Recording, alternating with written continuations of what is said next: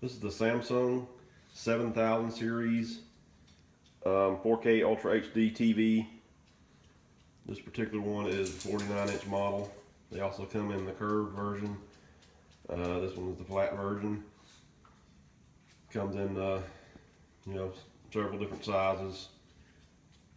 This one we got the 49-inch just because it would fit into our built-in here.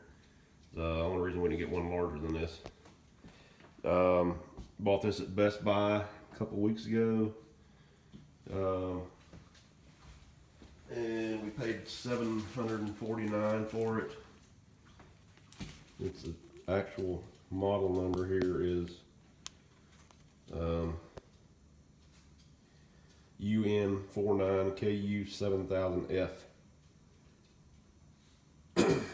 LED TV. Like you see right there, we paid $749.99. Actually went on sale this past Friday, for Black Friday, for $6.99, or I'm sorry, $649.99. So we were able to go back in, and they actually matched the price after the sale. Since it went on sale, they'll do that, I believe, within 30 days. If you buy anything at Best Buy and it comes on sale for Black Friday or any other reason, any other sale, just take your receipt back in there and go to customer service, and they'll credit you that. They credited it, gave us a credit for $107 on our Best Buy card. Now, like I say, I believe that's within 30 days you have to be back in there to do that. Going back to the TV here, very nice picture. We compared all the TVs they had there. They really pushed the Samsung, but after looking at the Sony and the Vizio and all the other brands I had there, we kept coming back to the Samsung because it seems to have the best picture quality of any of them they had on the wall there. Of course, it's hard to tell because all the TVs have a little different source, and the pictures on them are different, and it's not like it used to be going to the TV place and all of them are on the same channel and you get a good comparison. But now they all put their own images on there to try to boost up the image the best they can. So it's really hard to tell, but we did some research also, and going with Samsung, it's a little bit more than some of the other ones, but I think it's worth it. When you take it out of the box, you got your easy setup instructions here, which is pretty much you just take it out of the box, attach your stand. You got 4 screws that go in the stand, and then you just set it up on your wherever you're setting it there. We were initially thought about using the mantle, but decided to go with the built-in here. And one thing about the stand, it's kind of an odd shape there. I guess they make it that way for stability.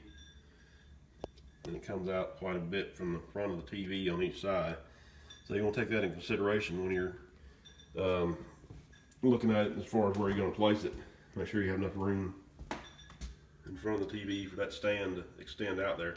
Like you see, our sound bar had to be pushed out to the edge because of that stand. The internal speakers are pretty good on the TV. We used it for a little while before we hooked the sound bar up. We're running the JBL, I believe it's SB400 sound bar, and it works great. It's completely HDMI connected. That's one of the things about this TV. Before I had a receiver and surround sound system and all that stuff, and there's no variable sound output on here. Like our old Vizio, you could set it for fixed or variable as far as the RCA outputs.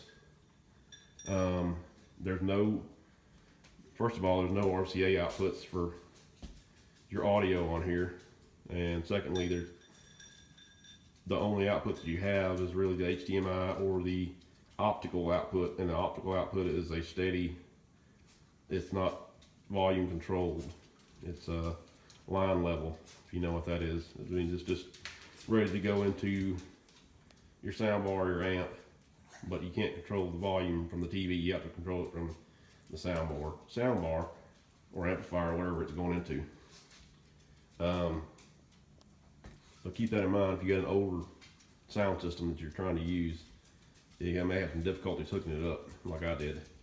So I just went with the sound bar they had on sale there. It was a open box item, and I'm pretty impressed with it so far. We'll do a review on that later. Anyway, going back to your setup here. Once you get it set up, set the stand on it, set it up. On the other side of the setup sheet,